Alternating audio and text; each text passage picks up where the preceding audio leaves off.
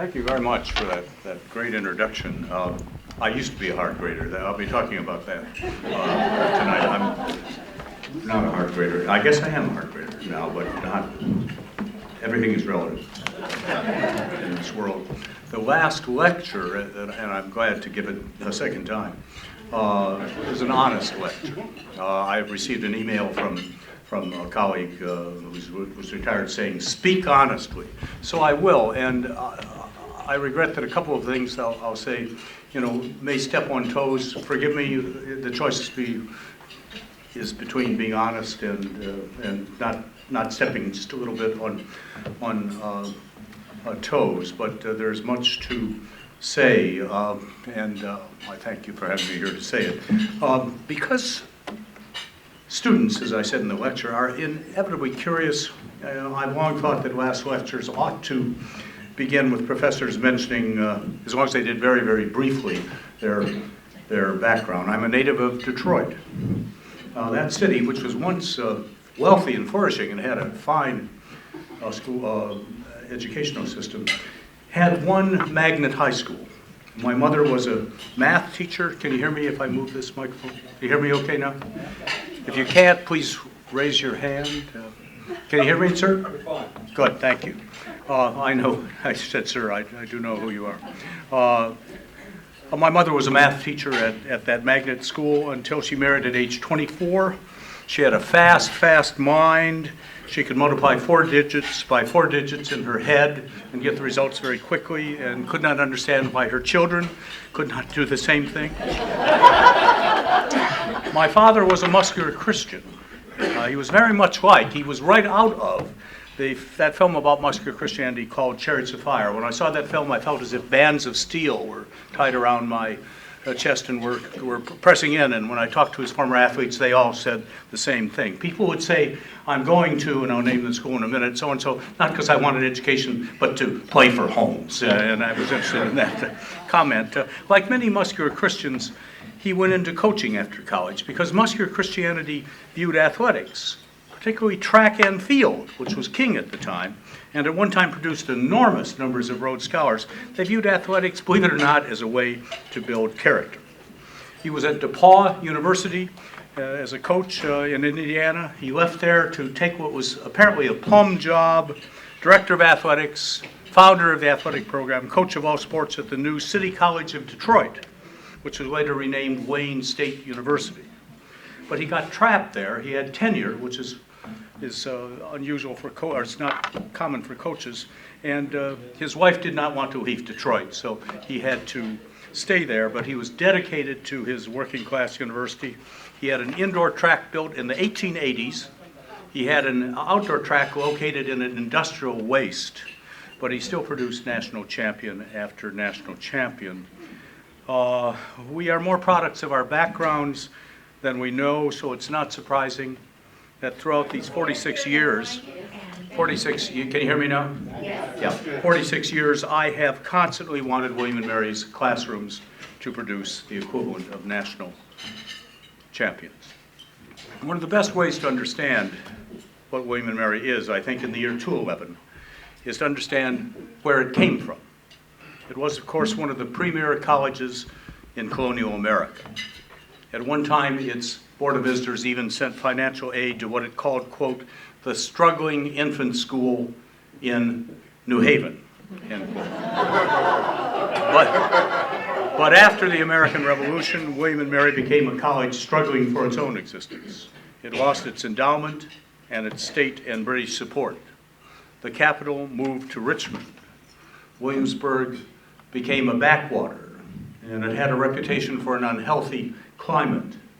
The college remained loosely Episcopal until late in the 19th century, and its president after the Revolution was the revered Bishop James Madison, but it was struggling financially, and in some ways that condition has never changed. But William & Mary did have some strong decades prior to the Civil War, and following the war, it revived with the financial support of the Commonwealth of Virginia. For some decades, it was essentially a teacher's college, and there's nothing wrong with that. But being a teacher's college was not its heritage. And so beginning in the 1930s with the restoration of colonial Williamsburg, William & Mary began to regain its national reputation as a college of what its charter calls, quote, good arts and science. And with that background, let me leap to the 1960s. I came to William & Mary in the mid-1960s from Princeton University Graduate School.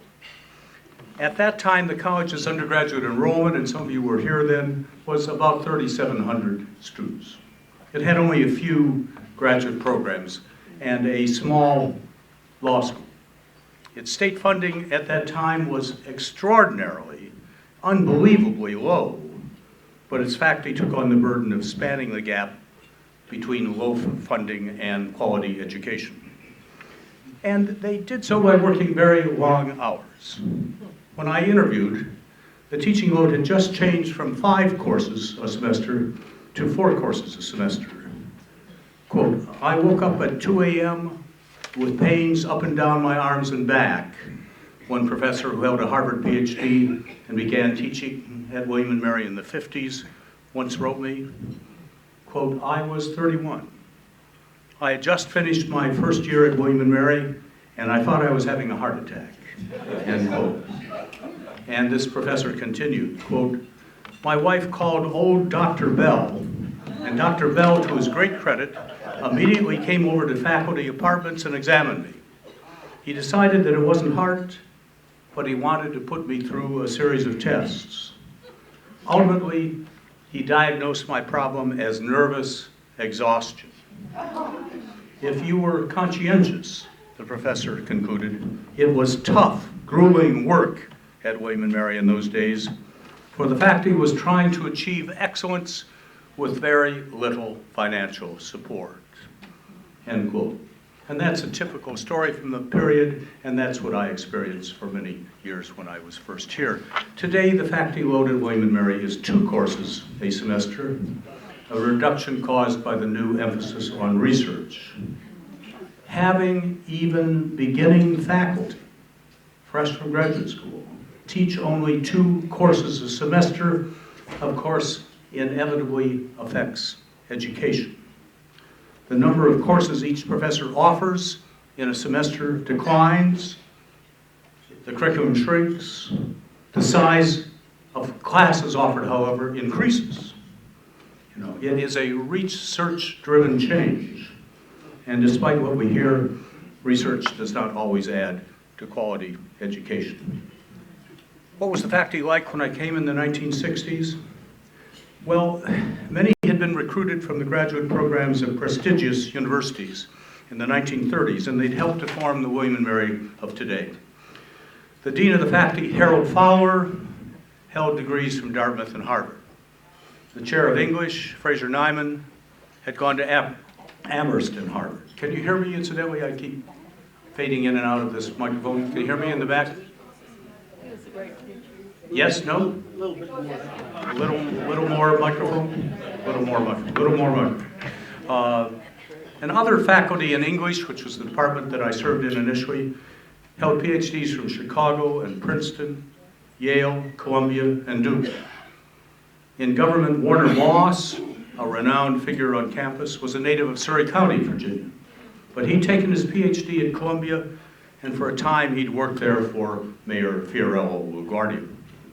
And these well-educated faculty had established certain principles about education for William & Mary that they viewed as holy writ. Let me give you some of those principles.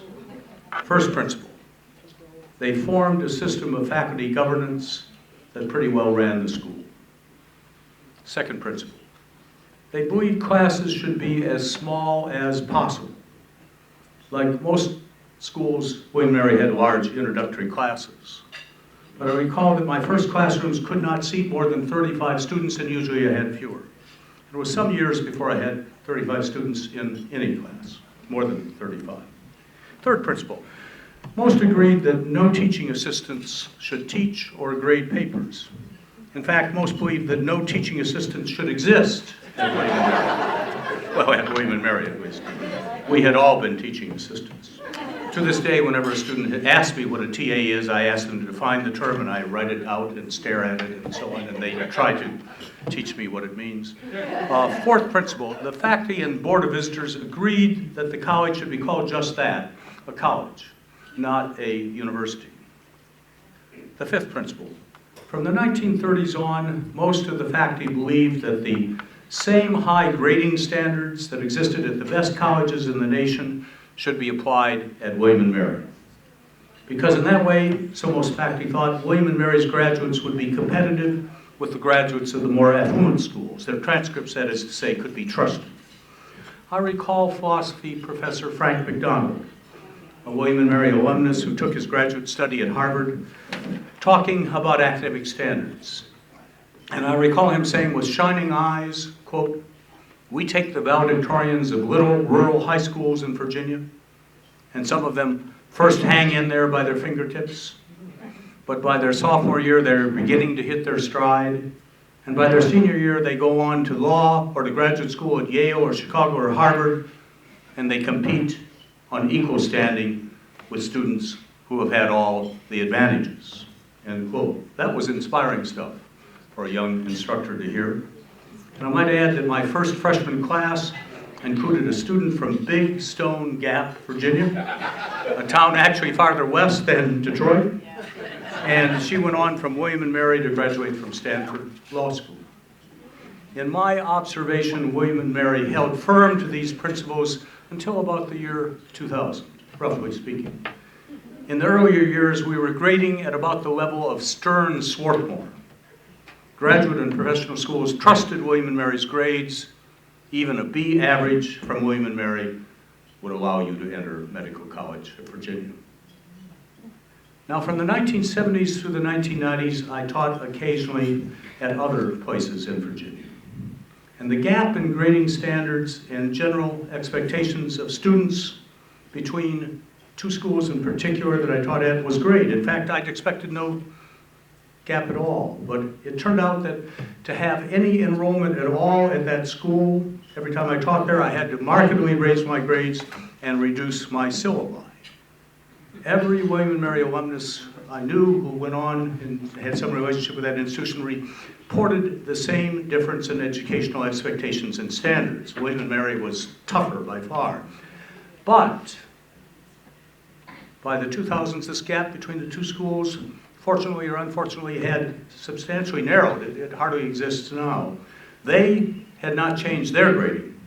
We had simply caught up with them and changed ours. I now see that a whole national change was occurring, and we were dragging our feet. In doing so, we were simply adjusting to a national phenomenon called grade inflation. It has captured our campus. Yet to me and to many other faculty of the time, William & Mary's focus on high academic standards from at least the 1950s till about 2000 was a precious legacy. Constantly in those years, we learned that William & Mary graduates were top in their law, medical, and graduate school classes. They were, that is to say, prepared. But there was a downside, a real downside to this rigor. It still exists. Throughout Virginia, William & Mary got a reputation for being too difficult. It still has it. Students like fun, and there's nothing wrong with that. And high school seniors in the Commonwealth began to think there was no fun to be had in Williamsburg. The institution of blowout on the last day of classes, the growth of tailgating before football games, the major change in our grading standards, the increase of social life, and particularly in the areas off Jamestown Road adjacent to the college, all of these developments and more seem to stem from a need to make William & Mary more attractive to applicants. So those are 5 of the guidelines professors came in the 60s found ensconced. The 6th was the eschewing of the use of the title doctor for faculty, a rule the faculty had voted on and is still really part of our rules. Thus, official announcements and the minutes of faculty meeting and the lettering on office doors use the names of faculties prefaced by Mr., Mrs., or Miss. It was a trivial rule. but it was based upon the then practice of the most prestigious colleges and universities in the United States. I liked it.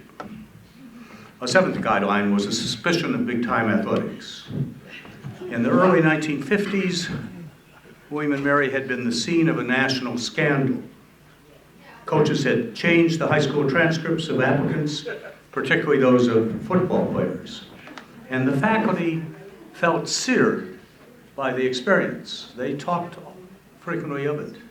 Thus, almost to a person, they opposed expensive, big-time athletics. And so did most of the students. Now, for a faculty to be opposed to big-time athletics is hardly surprising. But for a faculty and student body to be opposed, and then for them to actually do something about the situation, was surprising, especially for a state school.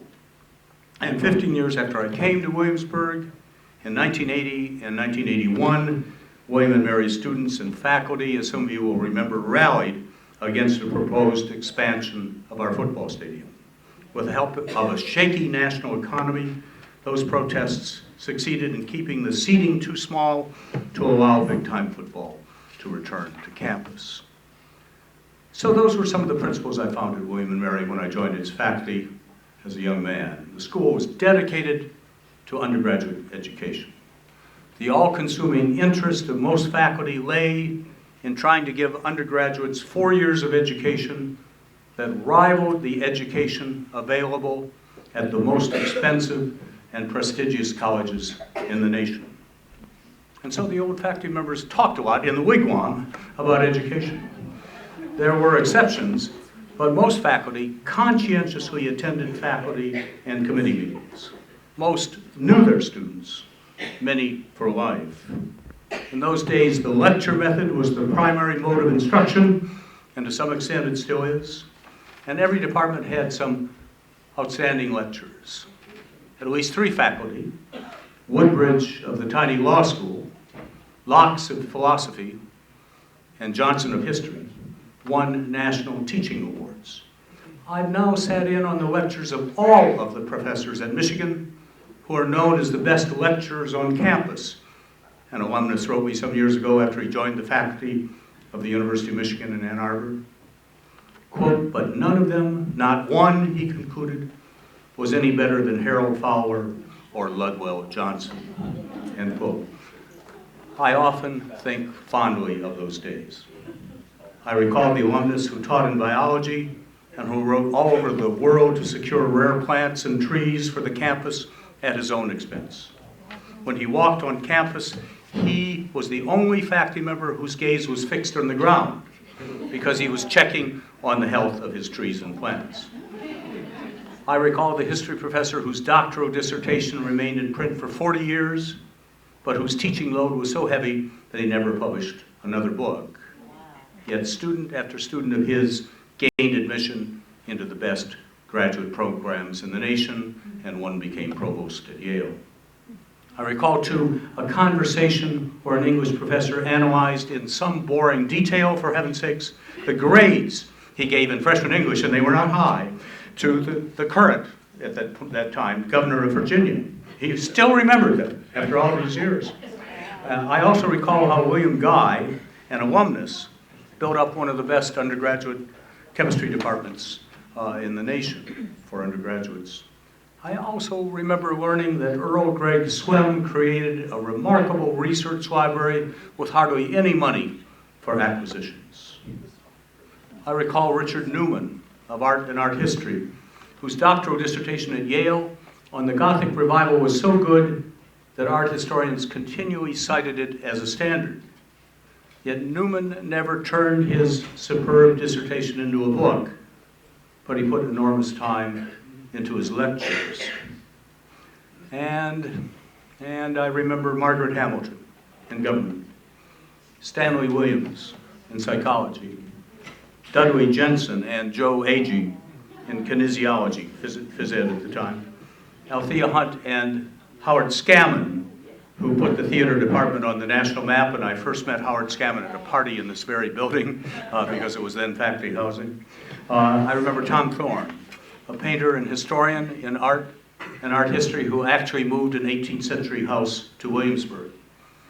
And I remember J. Wilford Lambert, Dean of Students and Registrar, and Professor of Psychology, and discoverer of the transcript scandal, and Vice President for Student Affairs, and father of Louise Lambert Cale, and always, over the decades, the keeper of students from walking on the grass. What impressed a young professor in those days was how much this old professoriate of William and Mary cared about education, and how much their long hours of work spanned the gap between the annual low doses of funding from the General Assembly of Virginia and educational quality, which inevitably costs. They believed in William and Mary. They felt it essential that the second oldest college in the nation compete at an academic level with the Dartmouths and the Davidsons and the Amhersts and the Carletons. They wanted it to offer the best undergraduate education in the South. And I recall one conversation in which Frank McDonald analyzed the colleges of the South and said that only Davidson might be ahead of us in quality. And when they compared William and Mary with other schools, the old faculty almost always cited undergraduate colleges, because most of them thought of William and Mary as an undergraduate school. They did not disparage the Emorys and Dukes and UNCs and Vanderbilts, all of which had graduate and professional schools. Today, William and Mary seems increasingly to view these schools as universities to emulate. But the old professors doubted that the large classes in those universities and the anonymity many students had, and the role graduate students played in grading and in teaching, and even in writing student recommendations, were goals for William and Mary to emulate. And their dedication cost this old faculty. From the 1920s to the 1960s, they taught high school teaching loads. And because their salaries were low, and rated an F on the American Association of University Professors scale on the full professor and associate professor level, they usually also taught summer school, which was larger in those days than it is now. Still today, their heritage continues at William and Mary. Things have steadily changed in faculty, in curriculum, in emphasis on research, in understanding of grading, in social life. And they may change even more. Institutions change over time, and most of the changes I just can't do anything about. But the change that occurs, that concerns me the most, the change that concerns me the most involves the size of William and Mary. Recently, a retired member of our faculty sent me an email about size. And he wrote, quote, "If I had gained just 5 pounds each year since I retired 10 or so years ago, I would not have noticed much day by day or year by year." And then he went on, quote, "But I would have gained at least 50 pounds by now, and I might be involved in considerable health difficulties." The professor's email continued, quote, "And yet year after year after year, William and Mary's administrators say, quote, we know our size is important, but we will grow just a little bit. It won't be noticed," end quote.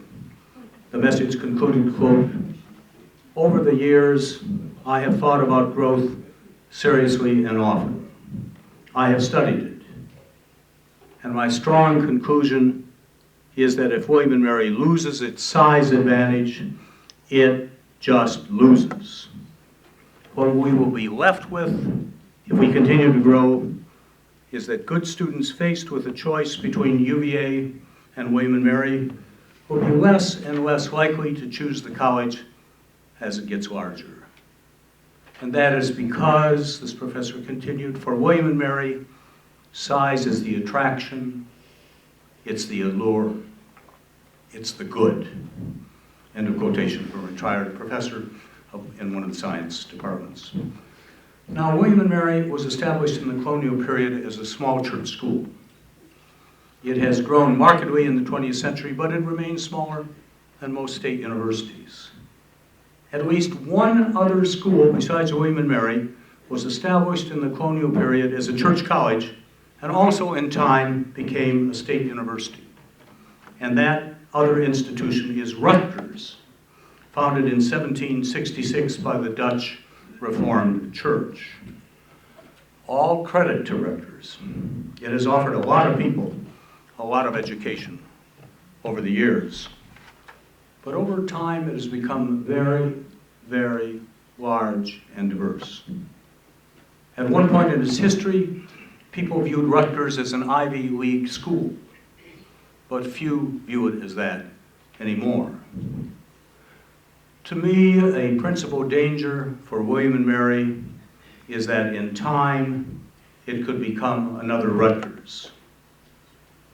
We have always to realize that there are members of the General Assembly who, for what they consider the best of reasons, want William and Mary to become a large state university.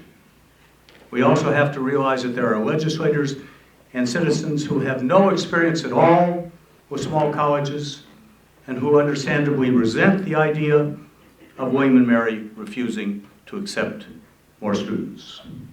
We don't get much financial support anymore from the legislature. We never did. But the president and the board must deal with the legislators and not simply with alumni or professors who want the college to remain relatively small. So we could lose it, and maybe fairly soon. The question for me has always been, from the day I came, does Virginia realize what it has in William and Mary? And I remember Linwood Holmes had that same concern and tried to do something about it. So what would I like people to think of when they think of the College of William and Mary? When I think of William and Mary, a phrase comes to mind. It's taken from the King James Version of the Bible, and it reads, "Be not like unto the nations." Be not like unto the nations. The phrase is appropriate, I think, for in the years when William and Mary was a church school, its students and faculty attended daily prayers in the chapel, and for readings from Scripture, they used the King James Version of the Bible. But the magnificent KJV contained mistranslations. And so when the Hebrew Bible warned steadily against emulating the Gentiles, the KJV translated the word Gentiles as, quote, the nations, end quote. Be not like unto the nations. In the KJV, that's a serious warning. It's a warning to Israelites to shun not only the worship, but also the morals of the nation surrounding them. Those pagan gods, those attractive pagan gods of the nations, Marduk and Dagon and Mot and Anat and Ashtoreth and Molech and Beelzebub and Baal. If you were an Israelite, you did not follow their ways, because to do so was not to keep the true faith. And we at William and Mary, I think, have somewhat of a parallel mandate. Against all odds, the loss of British endowment, the loss of state support, the moving of the capital, a malarial environment, destruction during wartime, closure during Reconstruction, revival as a teacher's college, consistent low funding, and a Canaanite host of other problems, William and Mary has risen to become one of the leading small universities in the nation. Yet in 2011, we still face the temptations and allures of those nations. And in 2008, those nations, in 2011, those nations are not the Canaanites or the Romans or the Greeks with their licentious gods, but rather, as I would see it, the nations are the pattern established at large universities of this nation. State universities and large private universities, they who at one time educated undergraduates so well, in recent decades, many, well, most, have become huge universities, where research and work with graduate students is emphasized over classroom teaching and work with undergraduates. For me, at least, it is hard to name a genuinely good state university when seen from inside where undergraduates come first. I could propose one name, St. Mary's College in Maryland, for its legislature established it to be a William and Mary in Maryland. I could propose another, the College of William and Mary in Virginia. Surely there are other schools, but most seem to be niche schools established for specialized study of a particular field. The simple, the hard truth is that in most states, if we want our children to be taught by professors, if we want our children to be taught in small classes, graded by professors, guided by professors, and known by professors during college and in later life, and if we want them to go to a school that isn't large, then we must send them to the expensive private liberal arts colleges. And I have never thought that was just. I think every state should have at least one publicly supported school where undergraduates can receive an education equivalent to that offered at the Wake Forests and Williamses and Pomonas of our nation. I'm not big on the elite honors colleges that most state universities have set up for their specially gifted students. These elite honors colleges tend to divide campuses into the washed and the unwashed. So tension among students often exists on campuses that have such colleges.